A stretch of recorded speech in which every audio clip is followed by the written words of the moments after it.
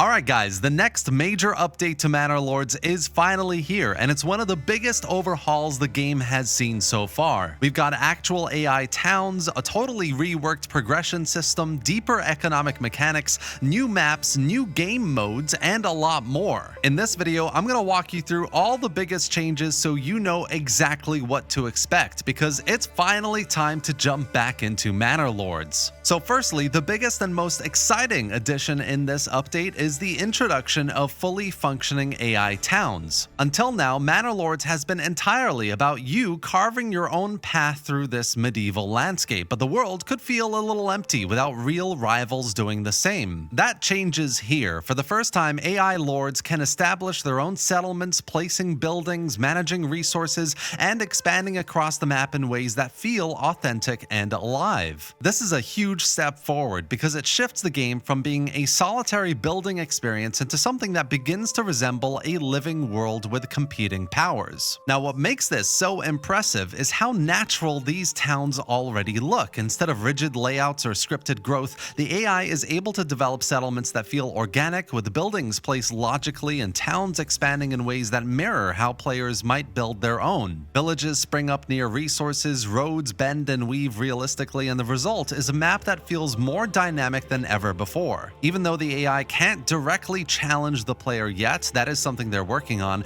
the presence of other growing towns changes the atmosphere completely. Behind the scenes in development, this feature required an enormous amount of work and is likely one of the reasons why the update has taken so long to arrive. The developer spent months reorganizing the game's systems and rewriting messy parts of the old code so that the AI could even function at this level. What might sound simple, just make the AI build a town, was anything but. Every decision from where to place a building to how resources are allocated needed to be taught to the AI in a way that made sense within the simulation. Many attempts didn't work, and a lot of trial and error ended up in the graveyard of perks and features that were scrapped along the way. But after all this time, the payoff is clear, and it's amazing. AI towns have finally arrived. It also comes with two new game modes against the AI, with Duel, which is a 1v1, and Fractured Realm, which is a 4-lord free-for-all, especially on the new maps introduced in this update as well, like Large Lake or Devil's Hill, which is excellent for Fractured Realm, by the way.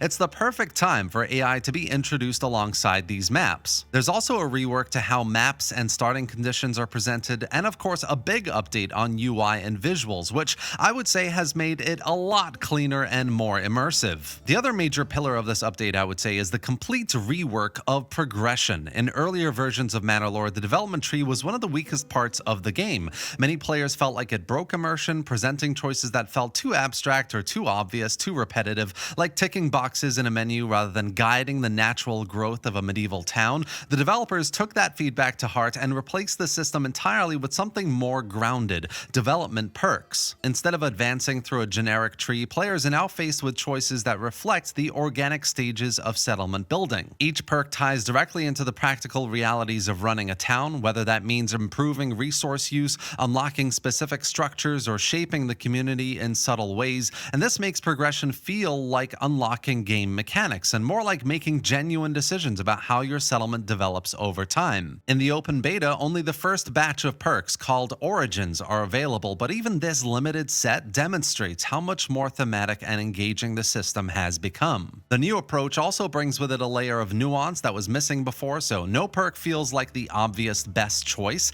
Instead, they force players to think about what their town actually needs, what resources they have access to, what direction they want to take their settlement, etc. Do you focus on efficiency and productivity? Do you invest in growth and expansion? These decisions start to matter, and they ripple through other systems in the game as well. Another big change that was desperately needed is the complete overhaul of the economic system. Previously, production chains in Manor Lords were fairly straightforward: build a workplace, assign workers, watch the goods roll in. Now there's much more depth, with new mechanics like maintenance, yield, productivity, and efficiency all working together to determine how well your settlement runs. These systems make managing your economy less about simply building more and more about optimizing what you already have. Maintenance is probably one of the most important new additions, I would say. Many buildings now require regular upkeep, and if that upkeep isn't met, production slows down or risks complete collapse in the case of mines. Players have to balance their labor force between keeping existing structures running and pushing forward into new construction. It's a constant trade-off, and it makes the management side of the game much more engaging. You're not just expanding endlessly, you're also making sure the backbone of your town doesn't crumble under its own weight. Specifically, yield measures how much output a workplace produces, productivity tracks how effectively your logistics and labor are being used, and efficiency determines how much you actually get out of each production cycle. These factors all interact in subtle but really meaningful ways. A garden with high efficiency might produce extra vegetables, while a workshop with poor productivity might waste time due to poor transport routes. To help manage this complexity, the update also introduces new tools for the players to analyze what's happening in their towns. With detailed graphs and records, you can now see production and consumption data, as well as how workers are allocating their time. And this level of insight makes optimization possible in a way it simply wasn't before. One of my favorite changes in this update is castles, which have long been a centerpiece of Manor Lords, and this update gives them a major upgrade. For the first time, players can place units directly on castle walls, assigning them to towers and even watching them climb ladders during sieges. Gates can now be controlled individually, letting you decide exactly when to open or close each one, and these small details add a level of tactical control that just wasn't possible before,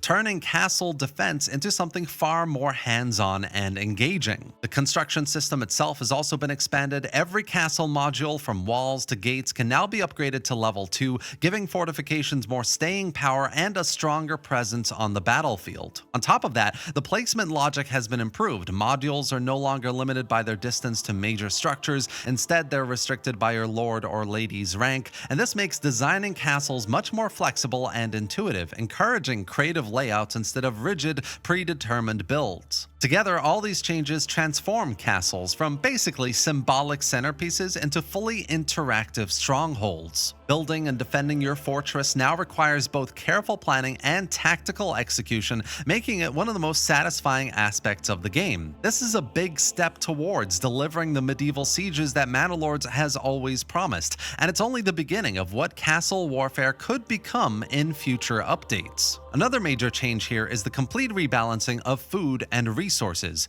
In earlier versions of Manor Lords, resources were fairly broad categories: vegetables, meat, or fruit, which made the economy functional but a little flat. That's all been broken down into a far more detailed view now. On the vegetable side of things, we've got cabbages and beetroot, while on the meat side, we've got mutton and beef and chicken, small game. Orchards now produce pears and quince.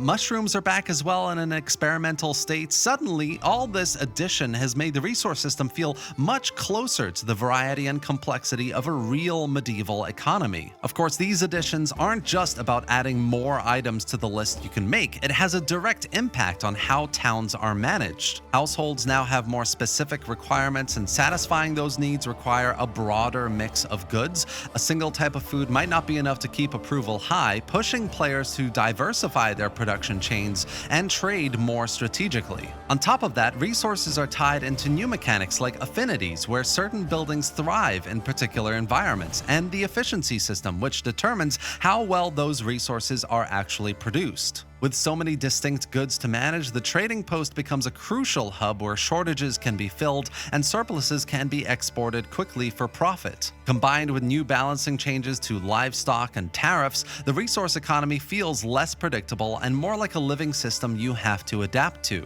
Especially with all the new maps, every playthrough presents new challenges depending on what goods are available and how you choose to use them. The update also makes big changes to how villagers live and react inside your settlements. Approval has been reworked so that what's happening right now matters far more than old events, which makes your choices feel immediate and impactful. If people are hungry, cold, or lacking proper goods, you'll see approval plummet quickly, but if you fix those problems, recovery is just as fast. On top of this, the game now uses approval tiers, which can either punish you with penalties or reward you with bonuses, making the system far more dynamic and impactful than before. Population growth also feels more authentic thanks to new mechanics. Families consume different goods based on their housing level, and they'll expect more variety as they advance. Homelessness is still a major issue, but there's now a short grace period after founding a region, so you aren't instantly punished. Villagers also get sick as families rather than individuals, which makes management clearer and emphasizes the importance of planning ahead. All of this works together to give your settlement a stronger sense of realism. These aren't just numbers on a screen, but households with real needs and consequences for being neglected. The UI has been reworked with a more medieval look, ditching the modern style for something that fits the atmosphere of Manor Lords much better. Resource icons have been redrawn to look like sketches on parchment maps. Production screens now give you a detailed view of regional balances, and new tooltips provide clearer explanations for approval, consumption, and efficiency. The game simply feels more polished, more thematic, and easier to read at a glance. Finally, I have to say that visually, the new maps stand out with stronger identity, from rocky cliffs to the giant lake, while new overlays like elevation add both style and clarity. Villagers and soldiers are easier to follow, wall placement is smoother, and even little details like notification behavior have been tuned so you don't miss important events. All of these changes, while smaller compared to the AI and economic systems, add up to make the game feel tighter, more immersive, and more like the medieval strategy experience players have been waiting for. And that's essentially everything, guys, in the latest Manor Lords update. From the introduction of AI towns and a completely overhauled economy, new maps, modes, and reworked approval systems, this is by far the most ambitious update the game has seen. It took a long time to arrive, I have to admit. I mean, I was watching the Discord like every week waiting for an update, but the depth and polish it adds show that the wait was well worth it. The developer has already said that future updates will be smaller and more frequent, focusing on bug fixes, polish, and expanding on the new systems we've just seen. That means this update isn't just a big content drop, it's a foundation for what's coming next. So if you've been waiting for Manor Lords to feel like a full medieval strategy experience, this patch pushes it much closer to that vision. And with the new AI towns, dynamic systems, the variety in maps and playstyles, it finally feels like the game world is alive. And that's essentially it for today, guys. I really hope you enjoyed this video and found it informative. If you did, give it a like, drop any thoughts or questions in the comment section below. Let me know what you think about the new update to Manor Lords, and subscribe to the channel for more videos just like this. Thanks for watching, guys, and I'll see you next time.